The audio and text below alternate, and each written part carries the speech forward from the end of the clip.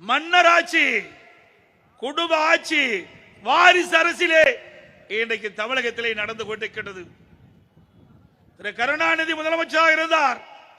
அதுக்கு பிறகு திரு ஸ்டாலின், அதுக்கு பிறகு இன்றைக்கு உருவாக்க பார்க்கின்றார் திரு ஸ்டாலின் உதயநிதி அவர்களை.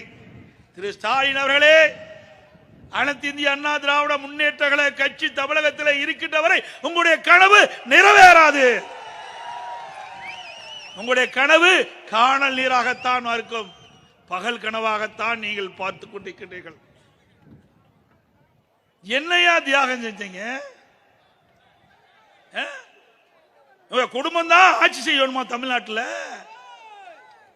ஏன் தமிழ்நாட்டில் இருக்கிற 8 கோடி மக்கள்ல ஒருவர் வரக்கூடாதா?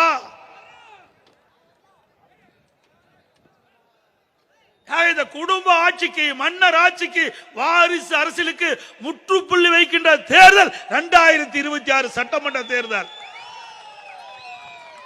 அதை நிறைவேற்றுகின்ற பொறுப்பு உங்களிடத்திலே நாங்கள் ஒப்படைத்திருக்கின்றோம்.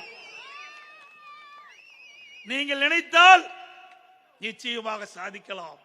அந்த சாதிக்கக்கூடிய சக்தி இங்கே அமர்ந்திருக்கக்கூடிய நிர்வாகிகளிடத்திலே இருக்கின்றது. ஏனென்றால் உங்களை போல அங்கே அமர்ந்து இங்கே பேசிக் கொண்டிருக்கின்றேன். அங்கே இருக்கின்றது என்ன பலம் இருக்கின்றது என்று எனக்கு நன்றாக தெரியும். ஒரு கட்டடத்திற்கு அஸ்திவாரம் எப்படியோ அப்படி ஒரு இயக்கத்திற்கு அடிமட்ட